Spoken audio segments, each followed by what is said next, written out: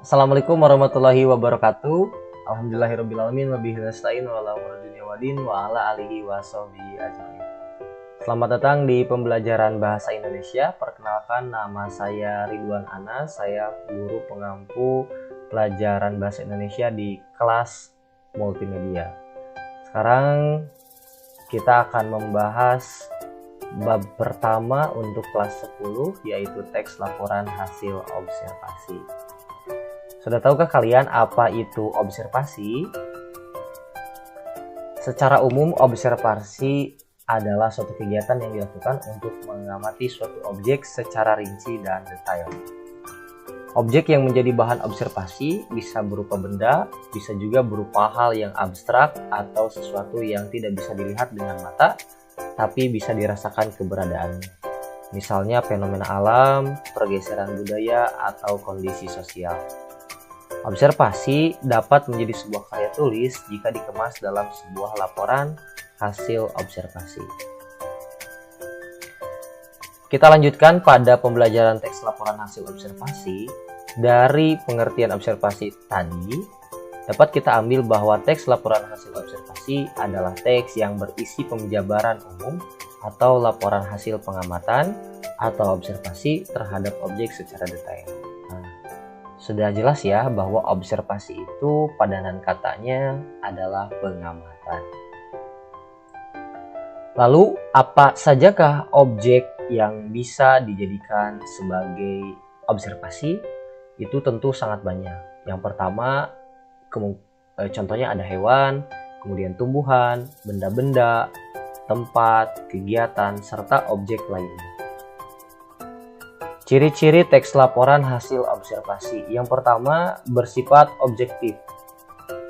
Itu tidak subjektif, kemudian terukur, kemudian global yang artinya menyeluruh, universal, tidak terbatas. Yang kedua, objek yang dibicarakan adalah objek tunggal.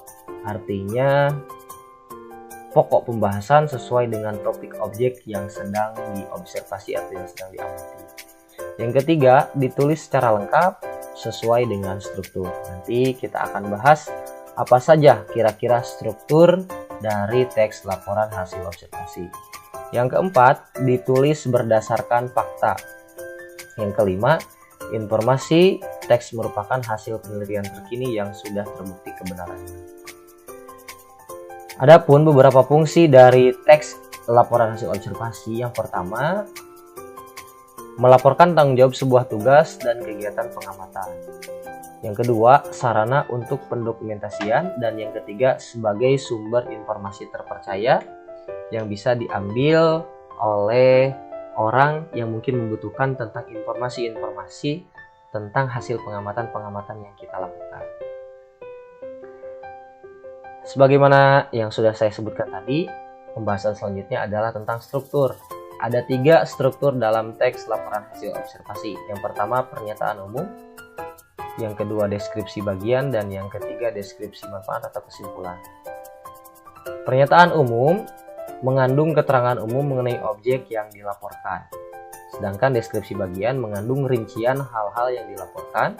Dan deskripsi manfaat menjelaskan manfaat objek yang diamati. Saya punya teks yang berjudul kunang-kunang. Mari kita bahas dari segi strukturnya. Yang pertama, pernyataan umum. Di dalam pernyataan umum ada definisi dan ada deskripsi. Definisi contohnya seperti kalimat yang pertama ini. Kunang-kunang merupakan sejenis serangga yang dapat mengeluarkan cahaya yang jelas terlihat saat malam hari. Merupakan, kunang-kunang merupakan, kata merupakan tersebut merupakan ciri dari kalimat definisi. Cahaya ini dihasilkan dari sinar dingin yang tidak mengandung ultraviolet maupun sinar inframerah. Terdapat lebih dari 2000 spesies kunang-kunang yang tersebar di daerah tropis di dunia. Ini merupakan penjelasan umum yang mendukung pembukaan.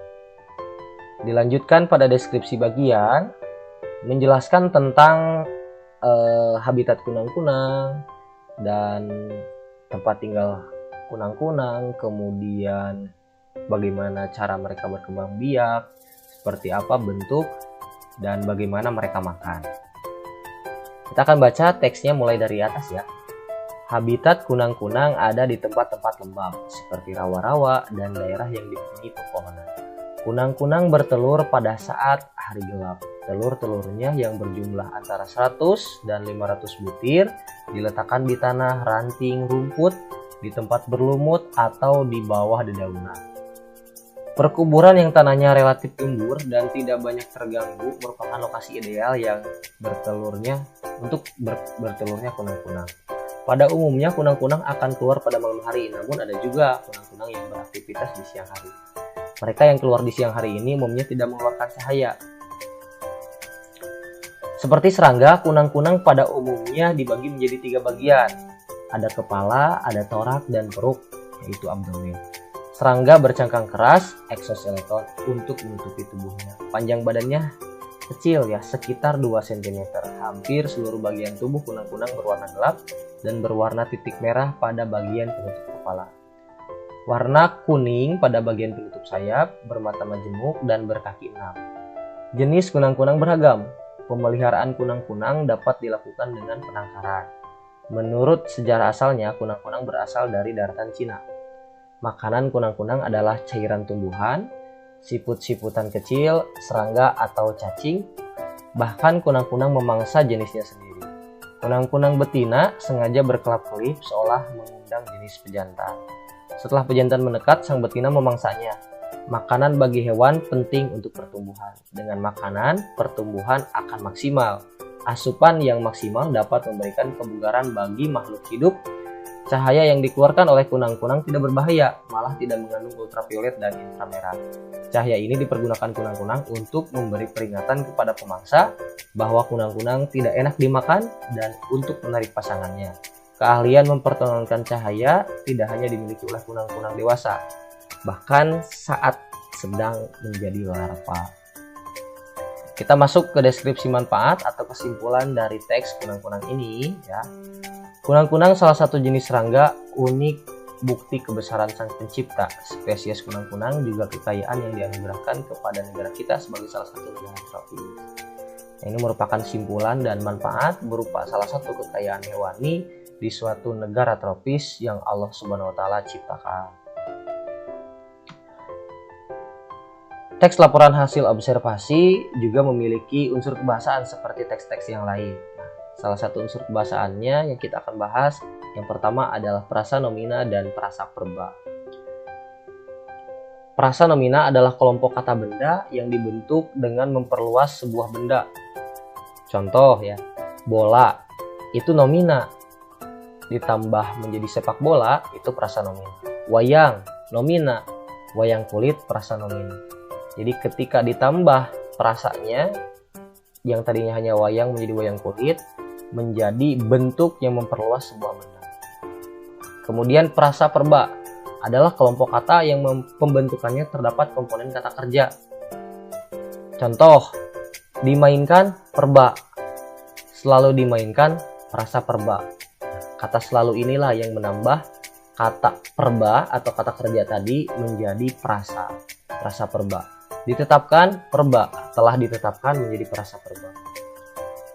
Membagi perba, sudah membagi prasa perba. Contoh kalimat, wayang tersebut selalu dimainkan dengan iringan gamelan dan tari-tarian. Iringan gamelan dan tari-tarian ini merupakan prasa nomina, dan kata selalu dimainkan ini merupakan prasa perba.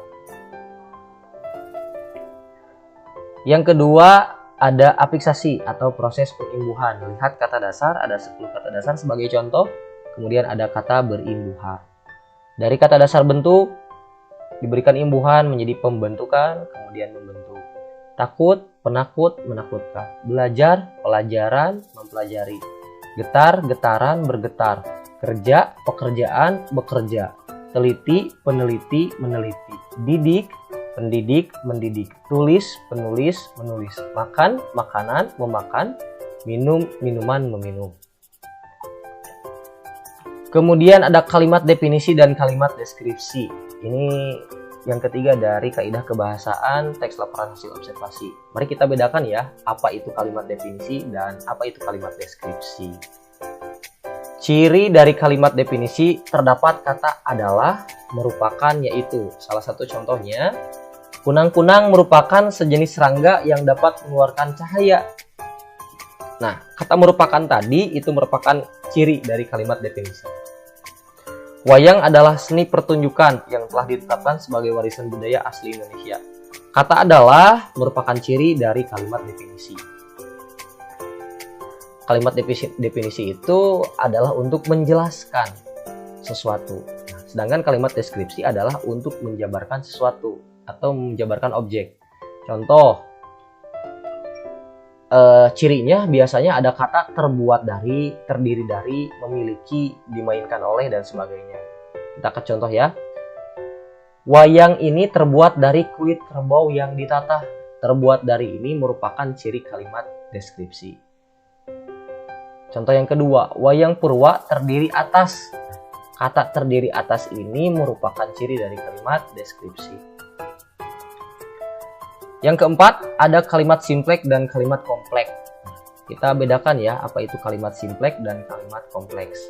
Kalimat simpleks, kalimat yang hanya memiliki satu predikat. Contohnya, dalang memainkan wayang. Dalang sebagai subjek, kemudian memainkan sebagai predikat, wayang sebagai objek. Pak Joko sebagai subjek, melihat sebagai predikat, pertunjukan wayang sebagai objek. Ada beragam jenis topeng di museum ini. Predikatnya ada.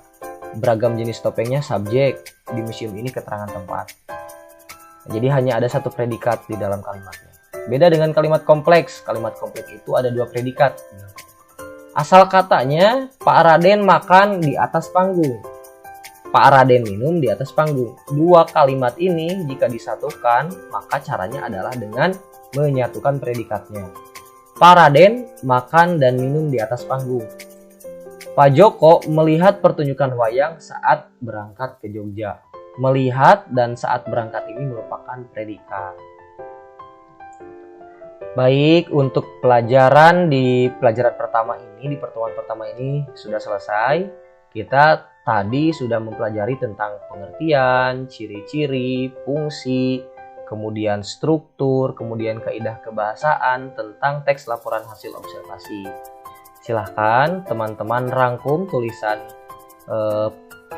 penjelasan dari saya. Kemudian untuk tugas di pertemuan kali ini adalah silahkan teman-teman cari beberapa teks laporan hasil observasi. Kemudian tulis salah satu di buku tulis kalian. Nah, nanti kita di pelajaran selanjutnya adalah mengkonstruksi teks laporan hasil observasi atau bagaimana caranya kita membuat teks laporan hasil observasi dari informasi yang telah kita ketahui. Baik, terima kasih. Wabillahi taufiq wal hidayah. Wassalamualaikum warahmatullahi wabarakatuh.